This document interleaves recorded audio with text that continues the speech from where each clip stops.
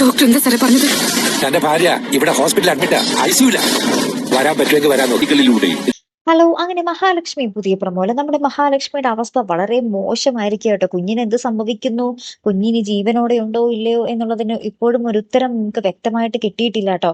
അപ്പൊ നമ്മുടെ മഹാലക്ഷ്മിയുടെ ഈ ഒരു അപകടം അറിഞ്ഞിട്ട് നമ്മുടെ ലേഖയും അനന്തും വിളിച്ചു പറഞ്ഞിട്ട് തോമസ് വേദർ അവിടേക്ക് എത്തുന്നുണ്ട്. അപ്പൊ തോമസ് വേദർ നമ്മുടെ മഹാലക്ഷ്മിയുടെ അവസ്ഥ നോക്കിയിട്ട് കണ്ണനെ വിളിച്ച് പറയുന്നുണ്ട്, എടോ തന്റെ ഭാര്യ അപകടത്തിൽ കിടക്കുകയാണ്, തനിക്ക് മനസ്സുണ്ടെങ്കിൽ ഒന്ന് വന്ന് കാണാം എന്ന് പറയുകയാണ്. അപ്പൊ ഇത് കേട്ടപാടെ നമ്മുടെ കണ്ണൻ ഒന്ന് ഞെട്ടുന്നുണ്ട്. എന്നിട്ട് കണ്ണൻ എന്തായാലും ഉറപ്പായിട്ട് നമ്മുടെ മഹാലക്ഷ്മിക്ക് അരികിൽ വരും എന്നുള്ളൊരു കാര്യം നമുക്ക് ഏകദേശം ഒരു ധാരണയുണ്ട് അല്ലെ. അപ്പൊ തോമസ് വേദരുടെ അടുത്ത് നമ്മുടെ ലേഖ ചോദിക്കുന്നുണ്ട്, കുഞ്ഞിന് എന്തെങ്കിലും അല്ലെങ്കിൽ മഹാലക്ഷ്മിക്ക് എന്തെങ്കിലും പറ്റിയോ ഒന്ന് ഡോക്ടർ ഒന്ന് പറയുന്നുണ്ട്. അപ്പൊ നമ്മുടെ തോമസ് വൈദ്യരും അവിടുത്തെ ഇംഗ്ലീഷ് ഡോക്ടറും കൂടെ സംസാരിക്കുന്നൊക്കെ ഉണ്ട്. വളരെ സീരിയസ് ആയിട്ട് സംസാരിക്കുന്നുണ്ട്. അവർ ഭയങ്കര സങ്കടത്തോടുകൂടി നിൽക്കുന്നുണ്ട്. ഇനി നമ്മുടെ മഹാലക്ഷ്മിയുടെയും കുഞ്ഞിന്റെ അവസ്ഥ എന്തായിട്ടുണ്ടാകും എന്നുള്ളത് ഭയങ്കരമായിട്ടുള്ള പ്രവചനാതീതമായിട്ടുള്ള ഒരു രംഗങ്ങൾ തന്നെ ആയിരിക്കും കേട്ടോ.